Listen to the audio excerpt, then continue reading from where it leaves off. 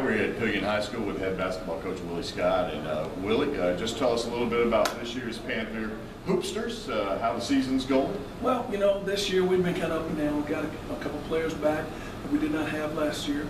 We are probably in the toughest 2A division in the state.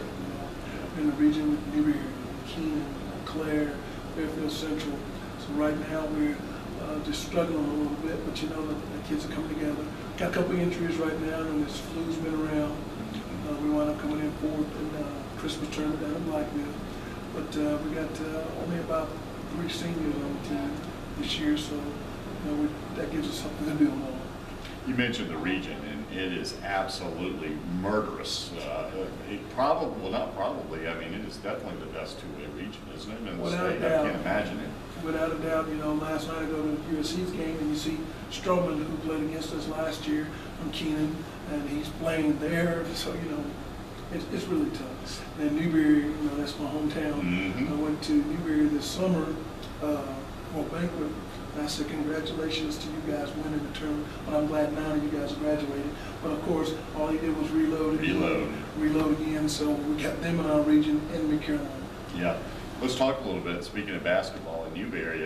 Willie, of course, for those that may be too young to realize, played in the NFL after being an All-American tight end at South Carolina. Played many years in the NFL, primarily known for the Kansas City Chiefs, but something that a lot of folks may not know about you, even those that watched you play at Carolina, is that you were a heck of a basketball player also at Newberry, and if you had chosen to, you could have played college basketball. Am I correct about that? That's correct, but I knew, you know, at that time, being 6'5", that was tall in high school, but not as far as college. And so I just tried to use my talents better.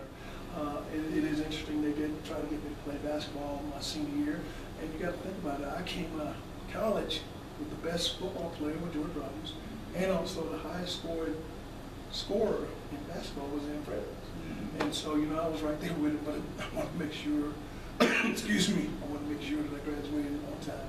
Sure. So I decided to stick with it. Speaking of that era, these days, people don't even finish that semester out when they're an NFL prospect like you are. They go start working out immediately and all that. Back then, that wasn't the case, right? Typically, kids stayed in school even if they were going to be obviously drafted in the NFL or excuse me. Well, typically that happened, but being an education background family that I came from, my grandmother said, I'm coming to see you graduate in May, so what was I going to tell her? No, yes ma'am, I'll be ready.